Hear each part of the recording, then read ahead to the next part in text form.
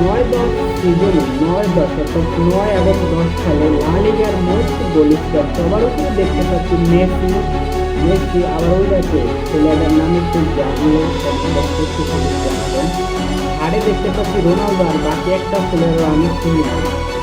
আমি এখানে মাত্র দুইটা প্লেয়ার চিনি, মেসি এবং রোনালদো। আমার মনে হয় শেষ পর্যন্ত মেসি আর রোনালদো এই দুইটা প্লেয়ার একটা উপরে চলে যাবে, কিন্তু এই দুইটা চিনি।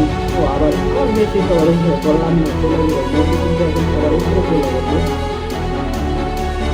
যাই হোক, 9-10 সিজনে লা লিগার মোস্ট গোল স্কোর আমরা দেখতে যাচ্ছি 22।